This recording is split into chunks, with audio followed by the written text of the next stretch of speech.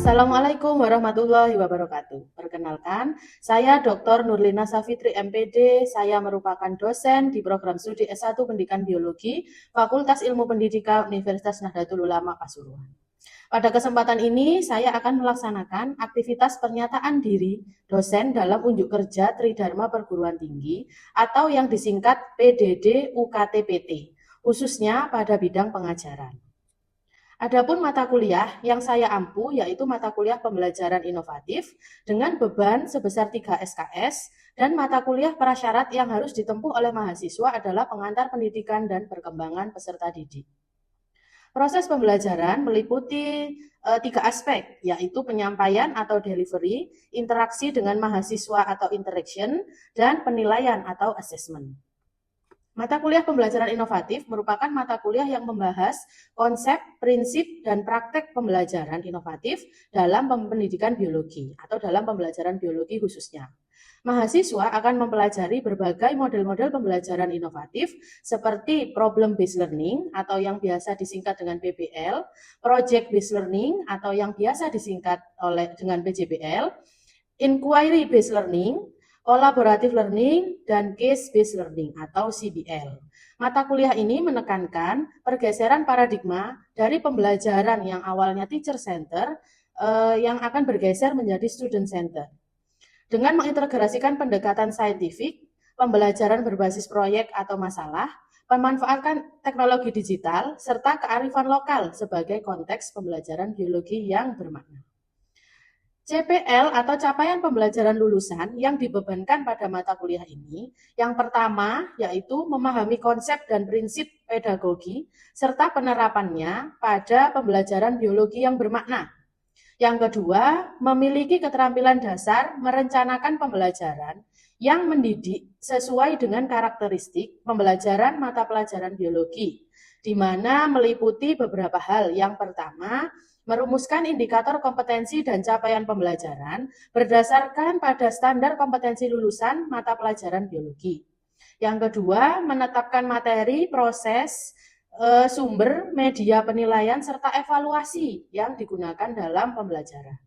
Yang ketiga, menyusun rencana pelaksanaan pembelajaran atau RPP pada kurikulum yang berlaku atau disesuaikan dengan kurikulum yang berlaku saat ini. Lalu CPL yang ketiga, memiliki keterampilan dasar melaksanakan pembelajaran yang mendidik dengan suasana dan proses pembelajaran yang sesuai dengan kaidah pedagogik untuk memfasilitasi pengembangan karakter dan potensi diri siswa pada mata pelajaran biologi. Yang keempat, memiliki kemampuan dasar untuk merancang dan melaksanakan penelitian yang relevan dengan masalah pembelajaran sesuai dengan kaidah penelitian ilmiah. Dan yang terakhir, mampu merancang, melaksanakan, dan mengevaluasi pembelajaran biologi yang inovatif dengan memanfaatkan IPTEX sesuai karakteristik peserta didik dan konteks di sekolah.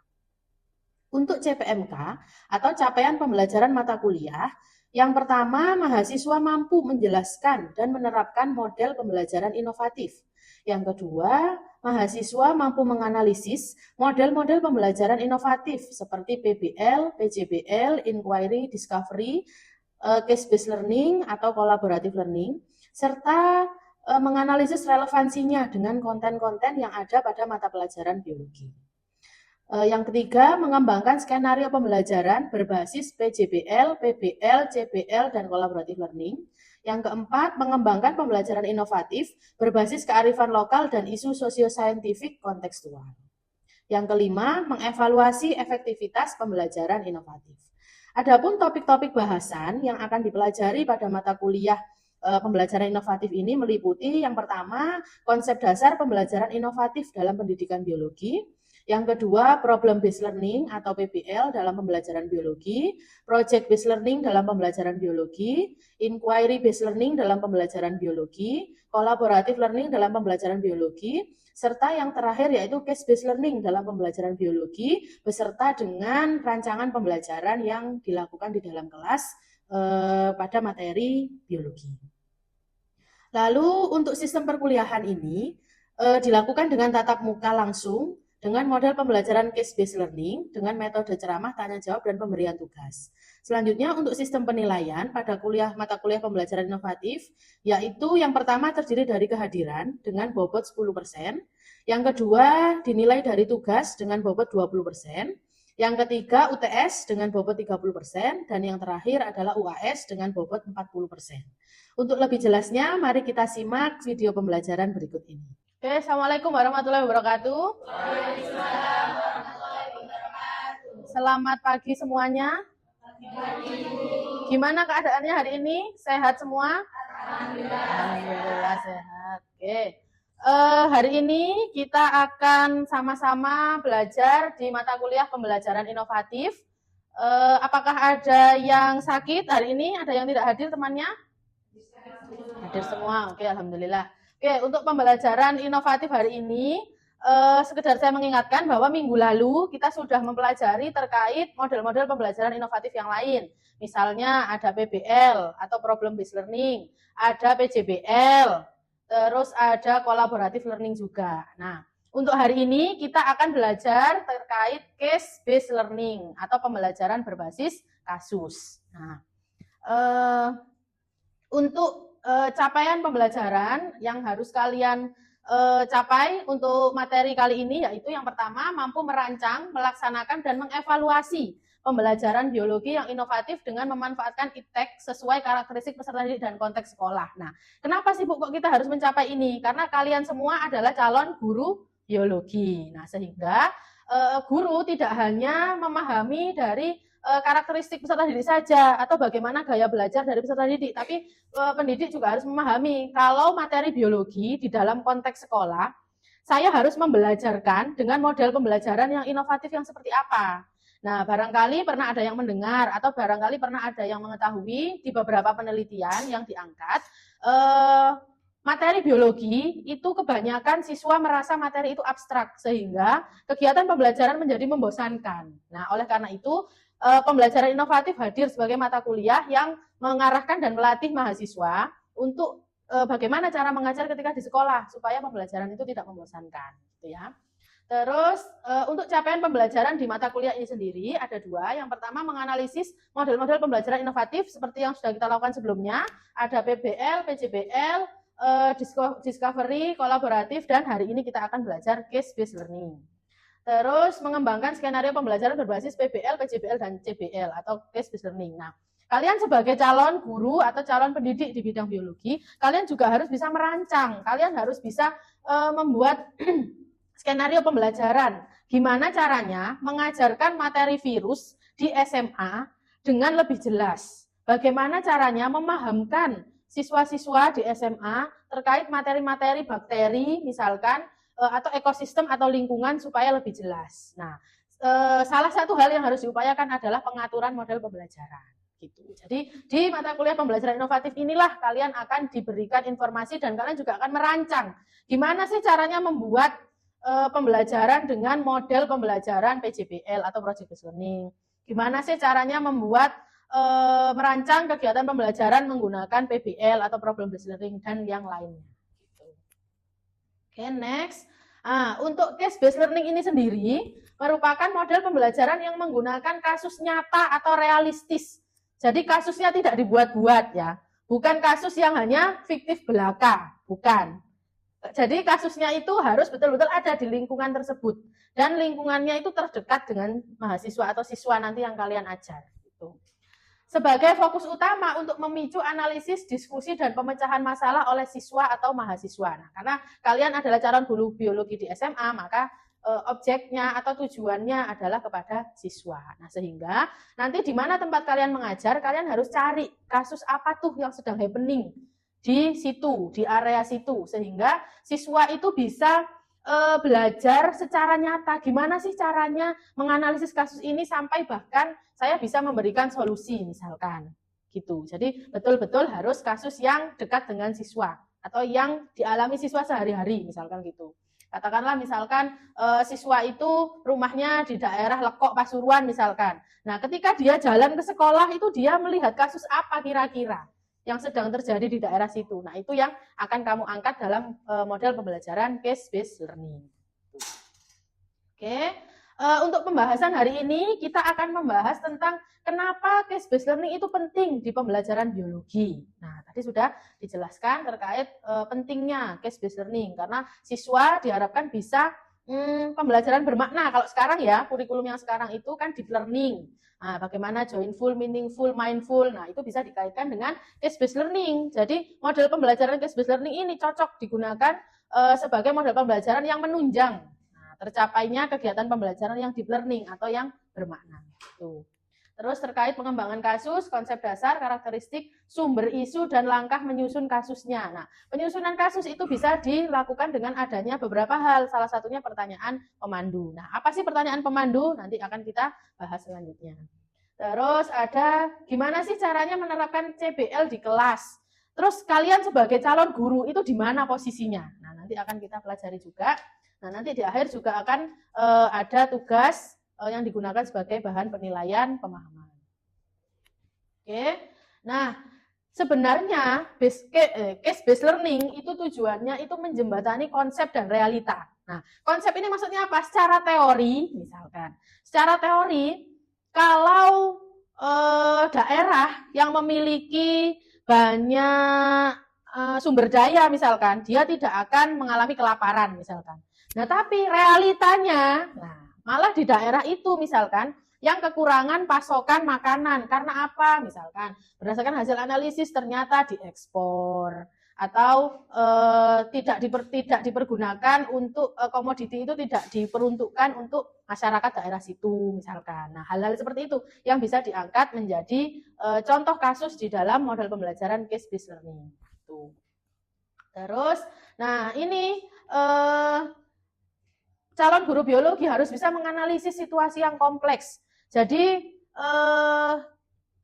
kita sebagai calon pendidik atau sebagai pendidik mungkin yang sudah pernah ada di sekolah, nah itu kita harus bisa ada situasi atau ada fenomena ini. Nah, apakah kita harus langsung percaya? Tidak. Kalian harus lakukan analisis dulu, kira-kira apa. Nah, untuk melatih siswa yang bisa menganalisis dan untuk melatih guru, karena itu semua jam terbang ya, kita tidak bisa satu kali langsung bisa menganalisis, enggak. Untuk menganalisis siswa ya, untuk melatih siswa supaya bisa menganalisis situasi kompleks, maka pendidik harus bisa dulu, guru harus bisa dulu, gitu. Jadi makanya semuanya itu mengandung pembiasaan.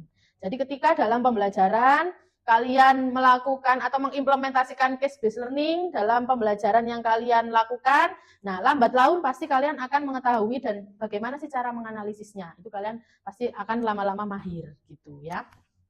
Oke, mengaitkan antar konsep biologi. Nah, pernah nggak ada yang ditanya misalkan sama bapaknya atau sama ibunya? Misalkan bapak ibunya adalah seorang petani. Kenapa ya mbak? Tanaman saya ini kok layu misalkan. Ada nggak yang pernah ditanya gitu? Pernah ya? Nah, ada nggak yang pernah menjawab, yombo, Kak Ro? Nah, nggak boleh tanya seperti itu, karena kamu kan sudah ada mata kuliah taksonomi tumbuhan, hewan, struktur perkembangan tumbuhan. Nah, itu kamu kaitkan. Nah, karena ketika menjadi guru, kamu nggak bisa hanya berpatokan pada buku LKS yang kamu diberikan sekolah, nggak bisa. Tapi secara analisis, secara nalar, apa nih yang bisa saya kaitkan dengan permasalahan sawah bapak saya tadi itu apa? Gitu. Jadi sebagai pendidik itu memang harus bisa multi talenta ya. Kita harus bisa belajar apa dalam satu waktu itu. Gitu. Jadi mengkaitkan dengan semua materi yang pernah kita pelajari. Terus kita juga dilatih untuk mengambil keputusan berbasis bukti. Terus sebagai calon guru biologi kamu juga harus bisa merancang pembelajaran kontekstual. Nah, jadi mungkin kalau zaman dulu guru itu akan membatasi siswa itu hanya bisa belajar di LKS atau di buku. Nah, sekarang karena teknologi sudah semakin maju dan transportasi sudah mudah. Nah, jadi pembelajaran sekarang itu diarahkan ke kontekstual atau sesuatu yang nyata tapi dekat. Nah, tujuannya apa? Biar siswa itu memahami di lingkungan saya ini ada apa sebenarnya, ada permasalahan apa itu. Jadi diusahakan contoh yang diambil ketika mengajar itu adalah betul-betul terjadi di lingkungan, gitu. Sehingga solusi yang diberikan itu tidak hanya teori saja, tapi juga bisa dipraktekkan di suatu hari nanti atau di saat itu juga. Itu tujuannya case-based learning. Jembatan antara konsep teori dan persoalan nyata di lapangan dengan menempatkan kasus sebagai titik tolak proses belajar. Jadi fokusnya adalah kasusnya apa? Teori apa yang bisa saya ambil, lalu saya bisa mengkaitkan ini menjadi sebuah solusi apa nih yang bisa sesuai untuk masalah ini gitu. Nah, terus tahapan penerapan CBL di kelas. Nah, guru harus menyajikan dulu kasusnya apa. Ada kasus apa yang diangkat di daerah itu, lalu siswa diminta menganalisis secara individu. Tujuannya apa? Biar siswa itu punya dulu pengetahuan awal. Jadi nanti saat diskusi kelompok siswa itu enggak nol, pengetahuannya enggak nol. Gitu. Bu, kasus yang baik itu yang seperti apa sih, Bu? Yang pertama kontekstual, dekat dengan realita, dekat. Kuncinya dekat dengan realita dan pengalaman mahasiswa, idealnya isu lokal. Nah, tadi itu seperti tadi ada banjir Kohe di Lekok misalkan. Kebetulan kamu ngajar di Lekok. Nah, kasus yang kamu angkat jangan pembakaran hutan di Kalimantan. Yo kasus Kohe di Lekok itu yang diangkat gitu ya. Terus autentik, didukung data, fakta, fenomena nyata. Jadi betul-betul terjadi dan ada buktinya. Nah, terus mendorong penalaran itu tadi. Jadi kasus yang ada tidak boleh hanya recall atau mengulang ingatan siswa, tapi harus mengandung analisis. Tuh. Terus relevan berkaitan dengan capaian pembelajaran. Jadi di modul ajar itu ada tujuan pembelajaran dan capaian pembelajaran. Nah, kira-kira kasus yang kamu angkat itu sesuai enggak dengan apa yang ingin dicapai? Gitu. Misalkan capaian pembelajaran dan tujuan pembelajarannya adalah untuk supaya siswa mengetahui isu-isu atau fenomena apa yang terjadi di Pasuruan misalkan. Nah, tapi kamu mengangkat kasus yang ada di Filipina misalkan, banjir bandang yang ada di Dubai misalkan. Nah, itu kan tidak sesuai. Nah, itu terbuka, memungkinkan lebih dari satu sudut pandang atau solusi yang valid. Oke. Nah, coba ada yang bisa memberikan contoh kira-kira. Ini ada 5 sumber isu untuk kasus biologi yang biasanya terjadi. Nah, silahkan, saya ingin tahu siapa yang bisa memberikan contoh kasus terkait lingkungan. Oke, silahkan. Jadi untuk studi kasus yang lingkungan itu ada kayak pencemaran air, itu akibat pencemaran air sungai akibat limbah industri yang ada di Kabupaten Pasuruan. Oke, siapa yang punya contoh isu biologi atau isu kasus biologi terkait kesehatan di daerahnya? Saya, Bu. Ya, oke, silahkan. Di rumah saya itu, Bu, di tetangga saya itu ada anak sekitar umur 4 tahun itu tidak bisa jalan. Oke. Awalnya itu bisa, Bu. Terus kemudian anaknya itu kayak lemas, tidak bisa jalan. Ternyata kata ibunya itu anak itu hampir 1 hari itu tidak memasukkan makanan gitu loh. Gitu. Anaknya tidak mau, tetapi ibunya itu juga tidak memberi gitu loh, Bu. Jadi anaknya itu kayak ditelantarkan. Dan kemudian anak itu sampai tidak bisa jalan. Terus sekarang bisa karena dibawa ke tumbuh kembang. Bukan, dibawa ke rumah sakit. Oh, rumah sakit. Oke. Dirawat gitu loh, diberi susu. Oke, selanjutnya siapa yang bisa menyebutkan atau menjelaskan untuk kasus biologi dengan tema ketahanan pangan? Ya, jadi di desa saya itu dulunya itu banyak yang menanam padi, tapi sekarang itu menurun gitu loh, Bu, dikarenakan air irigasinya itu nggak nyampe ke sawah. Jadi petani-petani itu banyak yang menanam selain padi seperti jagung yang memiliki tingkat pertumbuhan yang lebih ringan. Oke. Kan contoh kasus di daerahnya terkait konservasi, silakan. Oke, silakan. Nah, terkait isu untuk kasus yang mengenai konservasi yang ada di Pasuruan ini yang saya ketahui itu kan di Pasuruan kan banyak ya pesisir-pesisir di daerah Pasuruan. Saya pernah terjun langsung ya. Nah, melihat ketika waktu airnya surut, nah saya melihat, nah kan di situ kan biasanya spesies-spesiesnya kan kan nggak ikut ke laut gitu, kayak kerang-kerangan. Nah, saya lihat di situ kok sedikit gitu loh kerangnya, nggak seperti saya ketika SL. Nah, ketika SL kan kerangkanya banyak, banyak jenisnya, spesiesnya banyak. Nah, kenapa kok nggak sama dengan pesisir yang ada di pesisir Pasuruan? Makanya spesiesnya gitu. Oke, menurut Mbaknya, hal apa yang menarik dari kasus tersebut tadi itu? Yang menarik untuk diteliti mungkin? Atau yang menarik untuk dianalisis? Nah, mungkin kasus yang pertama yaitu dari kelompok masyarakatnya, dari penduduknya itu biasanya mereka itu sepertinya membuang sampah ke wilayah laut tersebut dan membuang limbah kotoran, limbah rumahan itu banyaknya itu buang ke laut tersebut. Menurut saya spesies-spesies yang ada di laut tersebut akan menghilang sedikit karena air tersebut tercemar akibat banyaknya limbah yang masuk ke dalam laut. Oh ya, oke. Nah, itu tadi bisa jadi salah satu contoh case study, case based learning atau case study yang akan kamu berikan ke siswa. Karena apa? Siswa pertama harus mengetahui apa sih yang terjadi di daerah sekitarnya. Nah, yang kedua, apa yang dijelaskan oleh Mbak Wardah tadi itu merupakan kasus yang tidak mengada-ada. Ya kan? Memang betul-betul terjadi. Dan spesies-spesies itu yang dulu ada sekarang nggak ada. Misalkan gitu. Nah, itu salah satu contoh. Sudah punya gambaran ya terkait kasus yang bisa masuk di dalam model pembelajaran case based learning yang diajarkan di sekolah. Ya, sudah ada gambaran ya? Oke, sekarang yang terakhir terkait isu untuk kasus biologi yang terkait bioteknologi. Nah, silakan. Siapa yang bisa memberikan contoh kasus?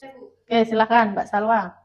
Jadi akhir-akhir ini saya membaca bahwa Kabupaten Pasuruan ini mulai menerapkan beberapa teknologi untuk mengatasi permasalahan sampah seperti FDF dan ekoenzim. Nah, setahu saya ekoenzim itu kan dibuat melalui proses fermentasi limbah organik dengan bantuan mikroorganisme sehingga termasuk salah satu bentuk bioteknologi. Namun saya masih penasaran Bu, apakah penggunaan ekoenzim ini memang efektif untuk mengurangi pencemaran lingkungan dan mengatasi permasalahan sampah? Oke, bagus sekali. Contoh yang tadi juga bagus. Nah, berarti siswa yang kita berikan contoh kasus seperti itu, dia kan harus mendalami, harus melakukan penelusuran, harus wawancara kepada orang-orang yang di daerah situ misalkan, terkait kenapa itu bisa terjadi, sudah berapa lama, sejak kapan, dan apakah sudah ada penelitian terkait hal itu misalkan. Nah, dampaknya apa? 5, 10, 15 tahun ke depan akan berdampak pada apa, terkait pada lingkungan dan lain sebagainya.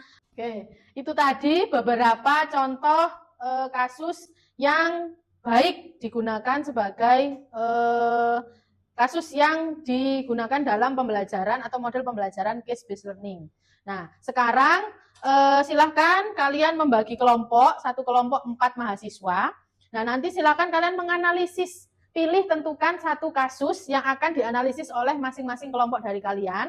Bisa kasus lingkungan, kesehatan, ketahanan pangan, konservasi, atau bioteknologi yang ada di Pasuruan, kabupaten maupun kota silahkan. Karena ini domisilinya tidak semua ada di kota atau tidak semua ada di kabupaten. Gitu ya. Oke, silahkan bisa berkelompok. Oke, kelompok ini apa istilahnya? Stunting. Oke, yang tadi itu, jadi ada anak yang tidak bisa berjalan, gitu ya. Terus lalu ibunya membawa ke rumah sakit dan diberikan nutrisi yang cukup sehingga sebenarnya dia bisa jalan gitu ya. Oke, untuk pertanyaan pemandunya Pak? Mungkin apa sih yang menyebabkan itu tentunya kondisi seperti itu? Oke, apa sih yang menyebabkan? Penerapan sampah dan penerapan Oke, untuk pertanyaan pemandunya? Bagaimana proses fermentasi dan pembuatan ekoenzim sehingga dapat dikategorikan sebagai penerapan bioteknologi? Oke, nanti sekalian diarahkan pada penerapannya. Kira-kira apa bioteknologi apa yang bisa cocok dengan proses fermentasi dalam pembuatan ekoenzim itu, atau manfaat apa yang bisa diberikan ke masyarakat misalkan dalam 5 tahun ke depan atau berapa tahun gitu ya. Oke, saya sudah keliling ke semua kelompok dan menanyakan terkait isu atau permasalahan biologi apa yang diangkat. Nah, silahkan untuk kelompok yang akan maju mempresentasikan hasil diskusinya. Bisa kelompoknya Mbak Salwa yang terkait dengan bioteknologi ekoenzim tadi. Oke, silakan Mbak Salwa dan kelompok. Mempresentasikan hasil diskusi dari kelompok kami, sumber isu untuk kasus biologi, bioteknologi, tentang kedaruratan sampah dan penerapan bioteknologi melalui ekoenzim di Kabupaten Pasuruan. Nah, permasalahan sampah di Kabupaten Pasuruan ini sebenarnya sudah terjadi sejak beberapa tahun lalu pada tahun 2018. Pemerintah Kabupaten Pasuruan menyatakan bahwa TPA Kenep di Kecamatan Beji telah mengalami kelebihan kapasitas atau overload sehingga diperlukan pembukaan TPA baru di Wonokerto. Namun hingga saat ini persoalan sampah masih menjadi masalah serius. Pada tahun 2026, pemerintahan Kabupaten Pasuruan bekerja sama dengan PT Republik Waste Management atau RWM untuk menerapkan teknologi refuse derivatives atau RDF dan landfill mining sebagai solusi pengolahan sampah. Pemerintah juga menargetkan pengurangan timbulan sampah di TPA dalam 2-3 tahun ke depan. Data dari pemerintah Kabupaten Pasuruan ini menunjukkan bahwa TPA Wonokerto memiliki sekitar 200 hingga 300 ton sampah setiap harinya. Selain sampah baru, masih terdapat tumpukan sampah lama di TPA Kenep yang harus ditangani. Salah satu hambatan dalam pengelolaan sampah adalah terbatasnya lahan TPA, belum optimalnya program TPSR, serta adanya regulasi yang membatasi metode pembakaran sampah. Karena itu, pemerintah ini mulai mencari alternatif pengolahan yang lebih ramah lingkungan. Nah, pertanyaan pemandunya adalah bagaimana proses fermentasi dalam pembuatan ekoenzim sehingga dapat dikategorikan sebagai penerapan bioteknologi. Dan yang kedua, ada seberapa efektif penggunaan ekoenzim ini dalam mengatasi permasalahan sampah dan pencemaran lingkungan di Kabupaten Pasuruan. Oke, itu tadi presentasi dari kelompok Mbak Salwa terkait pertanyaan pemandunya ada 2. Nah, silahkan. Ada kelompok yang ingin menanggapi pertanyaan pemandu kelompoknya Salwa? Oke, silahkan. Oke, jadi menurut kami itu datanya harus cari lebih jelas ya agar supaya itu lebih autentik seperti itu. Ya, oke. Itu poin pentingnya ya. Jadi setiap kasus yang diangkat dalam kegiatan pembelajaran itu harus jelas. Jadi sumbernya dari mana, siapa yang memberikan informasi itu, datanya dari mana, lalu mungkin data itu diambil tahun berapa. Nah, itu harus jelas karena bisa saja per tahun itu keadaannya berbeda, gitu ya. Oke, semua kelompok sudah membuat draft kasus terkait isu biologi yang 5 ini. Nah, saya rasa semuanya sudah memahami ya bagaimana kita seorang pendidik melakukan model pembelajaran case-based learning di dalam sebuah kelas atau di dalam sebuah pembelajaran khususnya biologi. Gitu ya. Sudah paham semua? Sudah. Oke, pinter. Nah, selanjutnya, hal apa yang kalian pelajari di pertemuan saat itu? Nah, siapa? Silakan. Oke, silakan Mbak Salwa. Case-based learning itu menempatkan kasus nyata sebagai titik tolak analisis, menjembatani konsep teoritis biologi dengan persoalan kontekstual. Oke, jadi betul Mbak Salwa, jadi konsep teori yang digunakan atau yang diangkat dalam pembelajaran case-based learning itu harus kontekstual. Oke, selanjutnya ada lagi yang bisa menyimpulkan. Mas siapa? Zani, yuk Zani. Yang baik bersifat kontekstual, autentik, memiliki analisis relevan dengan konsep biologi dan terbuka terhadap berbagai sumber. Oke, betul, bagus. Masih ada lagi yang bisa menjelaskan apa yang kita pelajari hari ini? Jadi mengembangkan kasus mengikuti tahap sistematis seperti dari identifikasi tujuan hingga uji coba dan revisi. Ketika kita memberikan pembelajaran menggunakan model pembelajaran case-based learning, kita harus bisa mengembangkan kasus. Tapi pengembangan kasus itu harus mengikuti tahapan yang sistematis. Oke, apakah masih ada lagi kesimpulan atau hal-hal yang kita pelajari hari ini yang bisa dijelaskan lagi? Penerapan kasusnya itu bisa melalui orientasi yang pertama, terus analisis mandiri, lalu diskusi kelompok, dan ada presentasi dan refleksi dengan dosen sebagai fasilitator. Oke, bagus sekali. Terima kasih. Itu tadi 4 hal yang bisa kita simpulkan dari pembelajaran kita hari ini. Terima kasih untuk pembelajaran hari ini. Sudah sangat aktif, sudah sangat berinteraksi dengan teman-temannya. Mohon maaf jika ada hal-hal, perkataan atau perbuatan yang kurang berkenan dari saya selaku dosen pengampu mata kuliah pembelajaran inovatif. Saya akhiri. Wassalamualaikum warahmatullahi wabarakatuh. Waalaikumsalam.